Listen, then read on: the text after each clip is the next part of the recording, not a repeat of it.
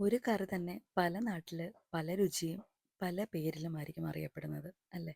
ഞങ്ങളുടെ നാട്ടിൽ തന്നെ ഈ കറി പല രീതിയിലും വെക്കും. ഇത് കൊട്ടാരക്കര പുളിയെന്നും വെറും പുളിയെന്നും ഒക്കെ പറയും. പണ്ടൊക്കെ അവശ്യ സാധനങ്ങളുടെ ലഭ്യതക്കുറവ് കൊണ്ടാവാം ഇതിനെ വെറും പുളി എന്ന് പറയുന്നത്. പക്ഷേ ഗുണമുള്ള ചേരുവകളല്ലെന്ന് പറയാനും പറ്റില്ല. വെളുത്തുള്ളിയും കൊച്ചുള്ളിയും കറിവേപ്പിലയും ഉണക്കമുളകും ആണ് ഇതിൻ്റെ മെയിൻ. ഇത് ഉണ്ടാക്കാനായിട്ട് പുളി നേരത്തെ തന്നെ വെള്ളത്തിലിട്ട് കുതിർത്ത് വെക്കണം. കൊച്ചുള്ളിയും വെളുത്തുള്ളിയും കൂടി ഒന്ന് ചതച്ച് മാറ്റി വെക്കുകയും ചെയ്യണം. കൊച്ചുള്ളിയും വെളുത്തുള്ളിയും നന്നാക്കുന്ന ഒരു പാടൊഴിച്ചാൽ ബാക്കിയൊക്കെ വളരെ എളുപ്പമാണ്. ഒരു ചട്ടി ചൂടാകുമ്പോൾ അതിലേക്ക് വെളിച്ചെണ്ണ ഒഴിച്ച് കടുകിട്ട് പൊട്ടിക്കണം. പിന്നെ അതിലേക്ക് ചതച്ച് വെച്ചിരിക്കുന്ന കൊച്ചുള്ളിയും വെളുത്തുള്ളിയും ഇടണം. പിന്നെ ഉണക്കമുളകും കറിവേപ്പില കൂടിയിട്ട് നന്നായി മൂത്ത് വരുന്നവരെ വഴറ്റണം.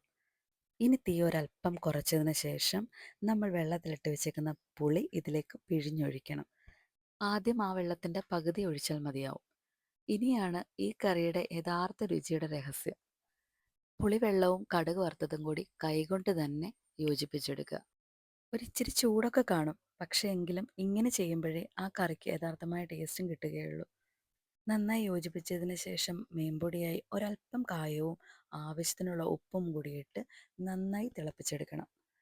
ചൂടോടെയും തണുത്തും ഒക്കെ കഴിക്കാൻ നല്ല സ്വാദാണ്. എല്ലാവരും ട്രൈ ചെയ്ത് നോക്കണം കേട്ടോ.